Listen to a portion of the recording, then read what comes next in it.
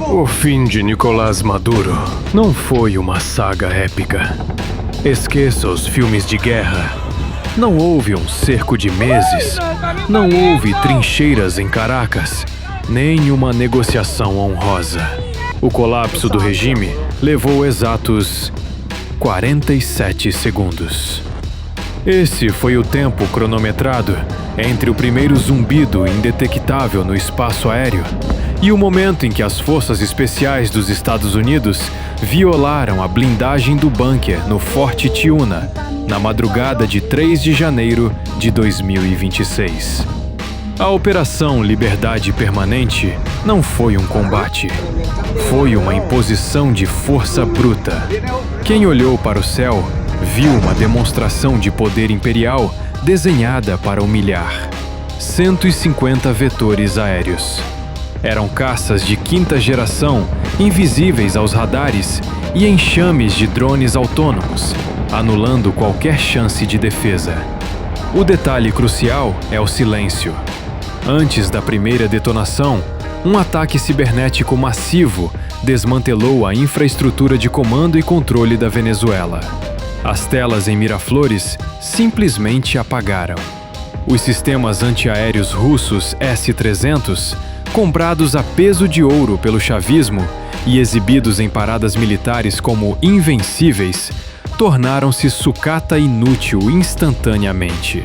Eles foram cegados digitalmente antes de serem explodidos fisicamente.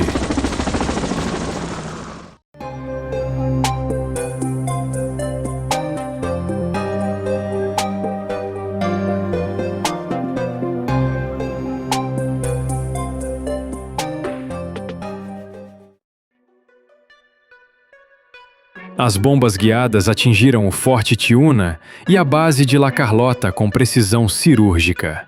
Os dados ainda são nebulosos, mas estimativas de inteligência apontam 80 baixas imediatas. A tragédia é que a maioria não era composta pela cúpula do regime.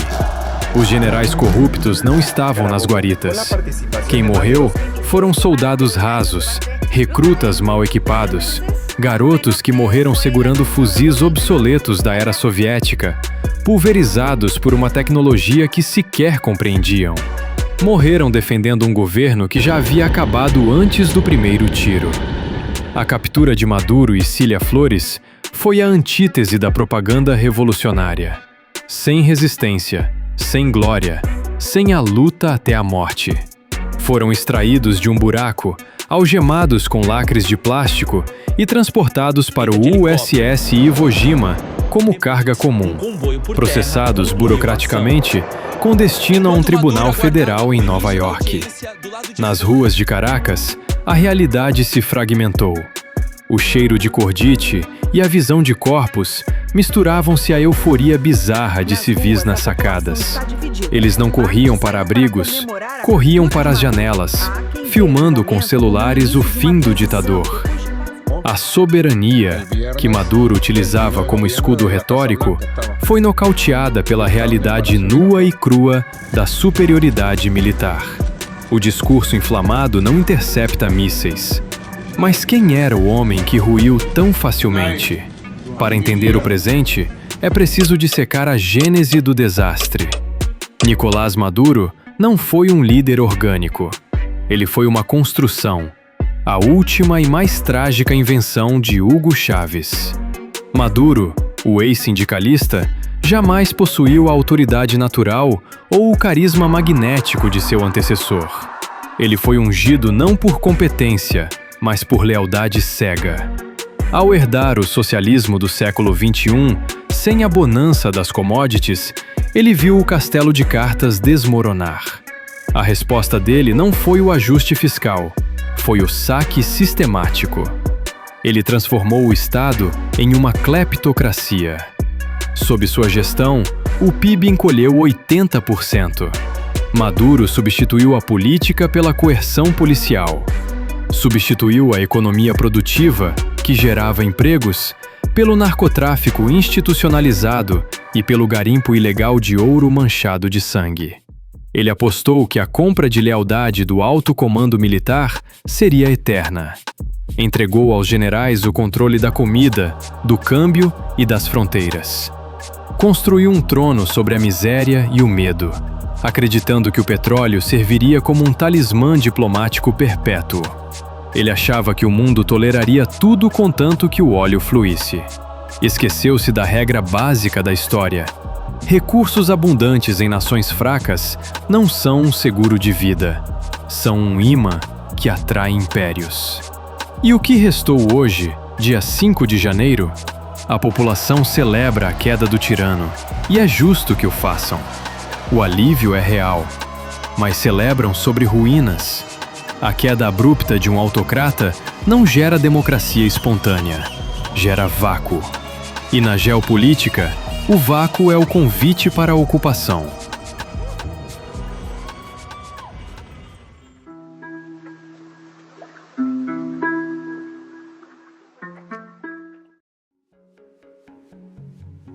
Quem preencherá esse vazio de poder?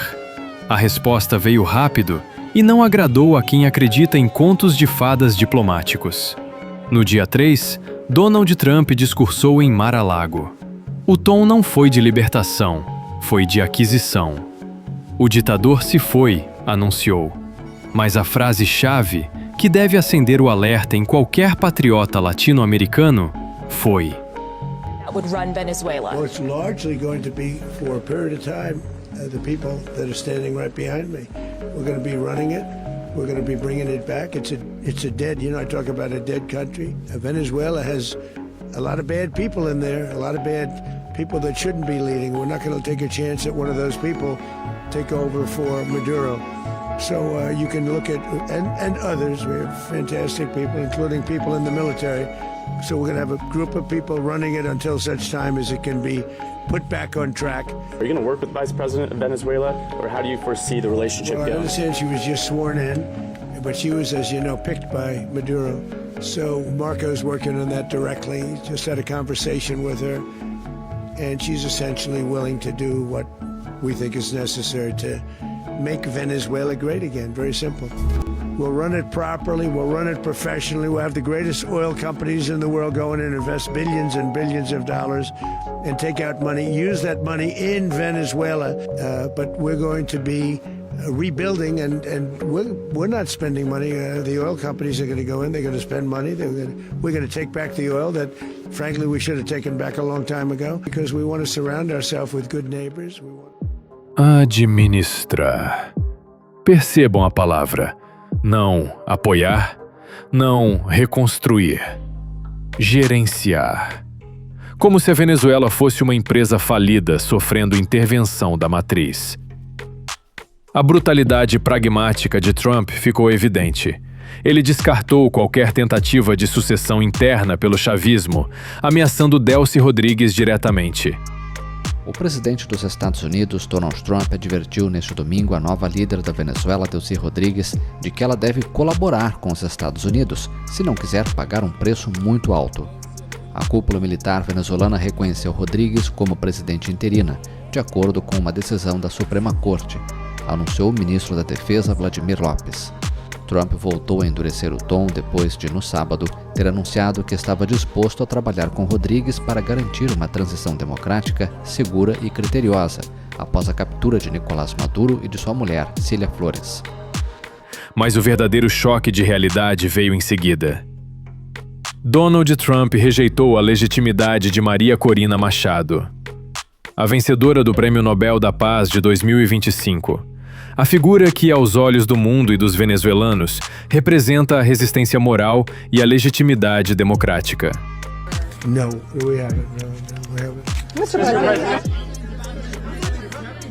Mr. President, on Monday. Oh, I think it would be very tough for her to be the leader. She doesn't have the support within, or the respect within the country. She's a very nice woman, but she doesn't have the respect within Mr. the country. President, is it possible that the U.S. ends up administrating Venezuela for years? Well, it won't cost us anything, because the money coming out of the ground is very substantial, so it's not going to cost us anything. We want safety there. We want to be surrounded by countries that aren't housing all of our enemies all over the world. That's what was happening, and you don't want to have that. But we're going to be rebuilding, and we're not spending money. The oil companies are going to go in. They're going to spend money. We're going to take back the oil that, frankly, we should have taken back a long time ago. Para a comunidade internacional, ela é uma estadista.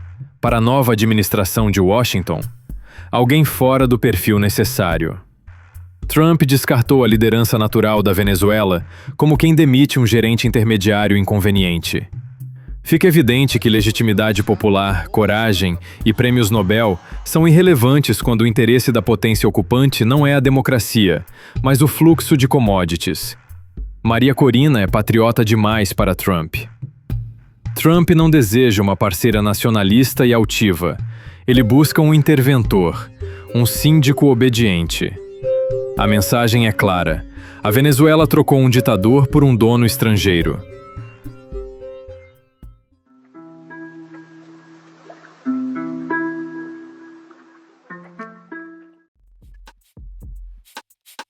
Agora, vamos à análise fria, despida de paixões partidárias. É impossível defender a continuidade de Maduro. Um regime que atira contra o próprio povo, tortura opositores e destrói a moeda nacional, perdeu o direito de invocar a soberania.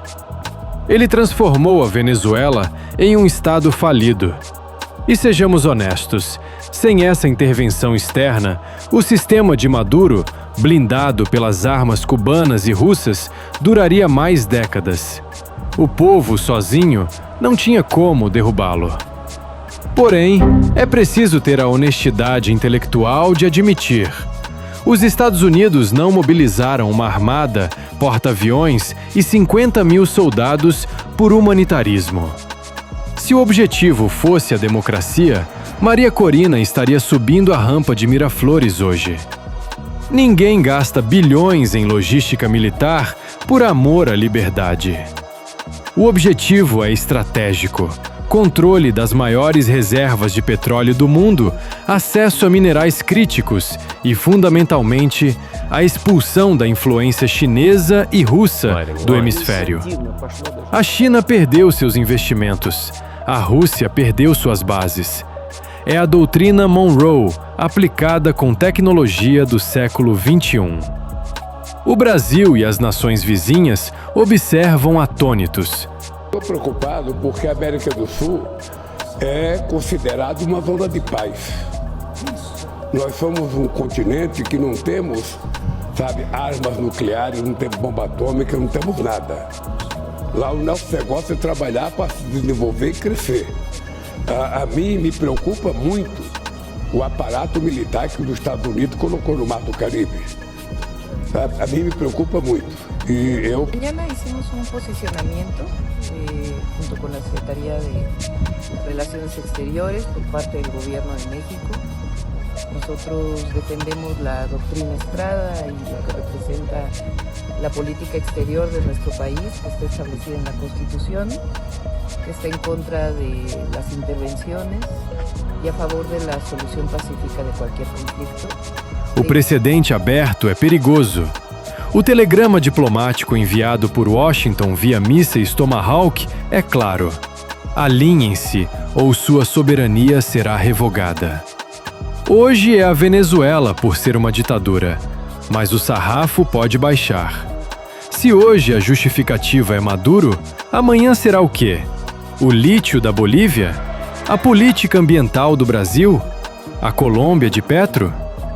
Após a captura do presidente venezuelano Nicolás Maduro, o presidente dos Estados Unidos, Donald Trump, afirmou que uma nova operação militar contra a Colômbia soa bem para ele. Estamos assistindo à transformação de uma nação irmã em um protetorado de extração mineral. A liberdade do povo venezuelano está sendo usada como pretexto para uma manobra geopolítica de grande escala. Trocaram a tirania interna pela submissão externa. As imagens de alegria em Caracas são genuínas. O fim do medo é inebriante, mas o despertar trará uma ressaca pesada. A reconstrução virá, o dinheiro voltará, as prateleiras vão encher, mas o destino da nação não será mais decidido em espanhol, e sim em inglês.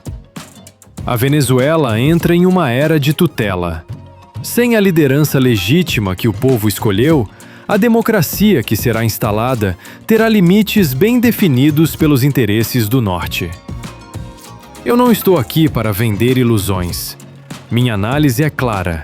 O risco da Venezuela mergulhar em uma crise de identidade ainda mais profunda que a atual é real. Por mais que o fim da hiperinflação de Maduro seja um alívio, a estrutura que está sendo montada não visa a estabilidade social, mas a eficiência extrativista. Existe um perigo latente de que os Estados Unidos jamais realizem essa transição democrática prometida. A história nos ensina que ocupações temporárias tendem a se tornar permanentes quando há interesses estratégicos em jogo. O objetivo aqui não é o voto, é o solo. Por que agora? Por que essa pressa em administrar o país? A resposta não está apenas no petróleo, que já é uma tecnologia do passado. O foco de Washington mudou. Estamos falando de terras raras. Na Guerra Fria tecnológica entre Estados Unidos e China, quem controla os minerais críticos controla o século XXI.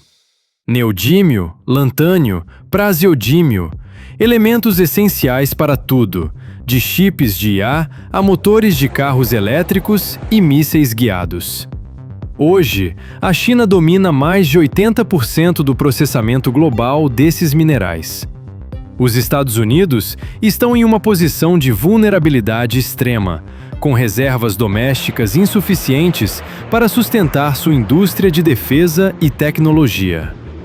A Venezuela, no arco mineiro do Orinoco, possui reservas gigantescas desses materiais que sequer foram totalmente mapeadas. Para Trump, a Venezuela não é um país a ser libertado. É uma mina estratégica a ser garantida antes que Pequim coloque as mãos nela. Especialistas em geopolítica já alertam. A administração americana pode transformar a Venezuela em uma zona franca de mineração pesada, ignorando leis ambientais e direitos trabalhistas em nome da segurança nacional dos Estados Unidos. Se a transição democrática de Maria Corina Machado fosse permitida, ela poderia exigir soberania sobre esses recursos. Mas um interventor escolhido a dedo por Washington? Esse assinará as concessões de exploração por 50 ou 100 anos. O risco para o povo venezuelano é trocar uma ditadura ideológica por uma exploração colonial tecnológica. Uma crise onde a economia cresce no papel, mas o dinheiro flui direto para Houston e Delaware, enquanto a população continua vivendo em cidades satélite de zonas de mineração. A soberania não está apenas sendo ferida. Ela está sendo leiloada para garantir que a América vença a corrida contra a China. No xadrez global, peões são sacrificados, reis são derrubados, mas quem sofre é sempre o tabuleiro.